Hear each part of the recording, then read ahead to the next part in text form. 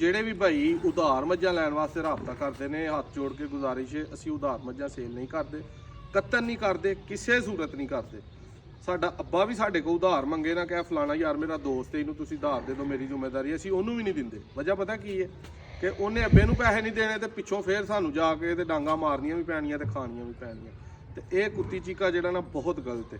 Market ਦੇ ਵਿੱਚ ਮੈਂ ਸਮਝਣਾ ਕਿ ਅੱਜ ਰੇਟ ਮੱਝਾਂ ਦਾ ਵਧਣ ਦੀ ਸਿਰਫ ਇੱਕ ਸਿੰਗਲ ਵਜ੍ਹਾ ਹੈ, ਉਹ ਇਹ ਵੇ ਕਿ ਉਧਾਰ ਦਾ ਲੈਂਦੇ ਨੇ ਲੋਕੀ, ਉਧਾਰ ਪਿੱਛੋਂ ਖਰੀਦਦੇ ਨੇ, ਅੱਗੇ ਉਧਾਰ ਵੇਚਦੇ ਨੇ।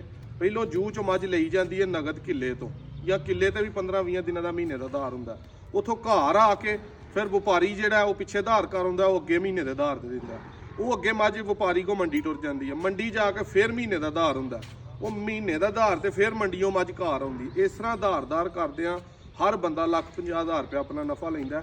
4 ਲੱਖ ਵਾਲੀ ਮੱਝ 10 ਲੱਖ ਤੇ ਪਹੁੰਚੀ ਹੁੰਦੀ ਹੈ ਘਰ ਆਉਂਦਿਆਂ ਨੂੰ। ਸਿਰਫ ਇਹ ਸਿੰਗਲ ਰੀਜ਼ਨ ਹੈ।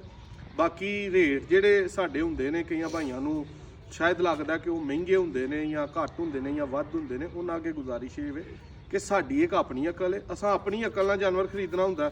ਹੋ ਸਕਦਾ ਕਿਸੇ ਬੰਦੇ ਦੀ ਸਮਝ 'ਚ ਸਾਡੀ ਖਰੀਦ ਨਾ ਆਉਂਦੀ ਹੋਏ, ਅਸੀਂ ਫਰਜ਼ ਕਰੋ ਇੱਕ ਮੱਝ 7 ਲੱਖ ਦੀ ਲੈ ਲੈਂਦੀ ਹੈ, ਕਿਸੇ ਦੀ ਅਕਲ 'ਚੋਂ 4 ਲੱਖ ਦੀ ਨਾ ਆਉਂਦੀ ਹੋਏ, ਆਪਣੀ ਅਕਲ ਨਾਲ ਲਈਦੀਆਂ। ਜਿਹੜੇ ਭਾਈ ਨੂੰ ਲੱਗੇ ਕਿ ਉਹਦੇ ਲਈ ਰੇਟ ਮਕਬੂਲ ਹੈ, ਅੱਛਾ ਹੈ, ਉਹ ਭਾਈ ਰਾਬਤਾ ਕਰ ਲਿਆ ਕਰੋ। ਜਿਨ੍ਹਾਂ ਨੂੰ ਜ਼ਿਆਦਾ ਲੱਗਦਾ ਉਹਨਾਂ ਕੋਲੋਂ ਮਾਜ਼ਰਤ ਤੇ ਯਾਰ, ਤੁਹਾਨੂੰ ਜਿੱਥੋਂ ਮਕਬੂਲ ਮਿਲਦੀਆਂ ਨੇ, ਅੱਛੀਆਂ ਮਿਲਦੀਆਂ ਨੇ, ਬੜੀ ਅੱਛੀ ਗੱਲ ਹੈ, ਉੱਥੋਂ ਜਾ ਕੇ ਤੁਹਾਨੂੰ ਖਰੀਦਣੀਆਂ ਚਾਹੀਦੀਆਂ ਨੇ। ਉਧਾਰ ਲਾ ਲਿਆ ਅੱਗੇ ਫਿਰ ਗੁਜ਼ਾਰਿਸ਼ ਹੈ ਕਿ ਯਾਰ ਅਸੀਂ ਉਧਾਰ ਚੀਜ਼ ਨਹੀਂ ਸੇਲ ਕਰਦੇ, ਅਸੀਂ ਮਕਬੂਲ ਨਫਾ ਲੈ ਲੈਂਦੇ ਹਾਂ, ਲੇਕਿਨ ਕੈਸ਼ ਟੂ ਕੈਸ਼ ਕੰਮ ਕਰਨੇ ਆ। ਨਾ ਪਿੱਛੋਂ ਕਿਸੇ ਨੂੰ 1 ਰੁਪਈਆ ਜਿਹੜਾ ਉਹ ਲੰਮਾ ਕਰਨਾ, ਨਾ ਅੱਗੇ ਕਿਸੇ ਨੂੰ 1 ਰੁਪਈਆ ਲੰਮਾ ਕਰਨਾ। ਠੀਕ ਹੈ। 2 ਕਾਲੀਆਂ ਮੁਸ਼ਕਨ ਝੋਟੀਆਂ ਦਾ ਤੁਹਾਨੂੰ ਸ਼ੌਕ ਕਰਾਉਣਾ, 2 ਹੀ ਪਹਿਲਣਾ ਨੇ, ਤਾਜ਼ੀਆਂ ਸੂਈਆਂ ਨੇ, ਨਾੜੂ ਦੋਵਾਂ ਦੇ ਬੱਚਿਆਂ ਦੇ ਥੱਲੇ ਨੇ। ਠੀਕ ਹੈ। ਔਰ ਦੁੱਧ ਈਜ਼ੀਲੀ ਮੇਰਾ ਖਿਆਲ ਹੈ ਕਿ ਇੱਕ ਦੇ ਕੋਲ 15 ਕਿਲੋ ਹੋਏਗਾ, ਇੱਕ ਦੇ ਕੋਲ 13 ਕਿਲੋ ਹੋਏਗਾ, 14 ਕਿਲੋ ਹੋਏਗਾ। ਔਰ ਦੋਵਾਂ ਦੀ ਐਵਰੇਜ ਲਿਮਟ ਵੀ ਇਹੀ ਹੈ 15-16 ਕਿਲੋ ਦੁੱਧ ਦੇਣਾ, ਇਸ ਤੋਂ ਜ਼ਿਆਦਾ ਵੀ ਨਹੀਂ। ਰੇਟ ਤੁਹਾਨੂੰ ਵੀਡੀਓ 'ਚ ਵਾਜ਼ਿਆ ਦੱਸਣੇ ਨੇ। ਤੋਰ ਫੇਰ ਕੇ ਮੈਂ ਤੁਹਾਨੂੰ ਵਹਾਨਾ, ਇੱਧਰ ਲਿਆਓ ਭਾਈ ਜ਼ਰਾ ਟਾਈਮ ਦਾ ਪਰਤਾਓ ਭਾਈ, ਇਹਨਾਂ ਨੂੰ ਜ਼ਰਾ ਐਂਡ ਤੱਕ ਵੀਡੀਓ ਵੇਖ ਲੈਣੀ ਹੈ। ਪਰਤਾਓ ਭਾਈ, ਇਹ ਪਹਿਲੇ ਨੰਬਰ ਤੇ ਪਹਿਲਾਂ ਨੇ, ਮੂੰਹ ਇਹਦਾ ਭਾਈ ਵੇਖ ਲਿਆ ਤੁਸੀਂ। ਠੀਕ ਹੈ। ਫਿਰ ਤੁਹਾਨੂੰ ਤਸੱਲੀ ਨਾਲ ਵਿਖਾ ਦਿੰਦੇ ਆ।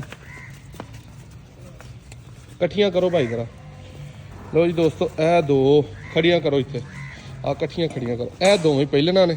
ਤੇ ਨਾਲੇ ਜਿਹੜੇ ਭਰਾ ਸ਼ੌਕੀਨ ਨੇ ਨਾ, ਖਿਲਾਰੋ ਜ਼ਰਾ ਇੱਥੇ, ਖਿਲਾਰੋ। ਕਮੈਂਟਾਂ 'ਚ ਜ਼ਰੂਰ ਦੱਸਣਾ ਕਿ ਫਲਾਣੀ ਜਗ੍ਹਾ ਤੋਂ ਨਾਦਰ ਭਾਈ ਤੁਹਾਡੀ ਮੱਝ ਖੁੰਝੀ ਸੀ।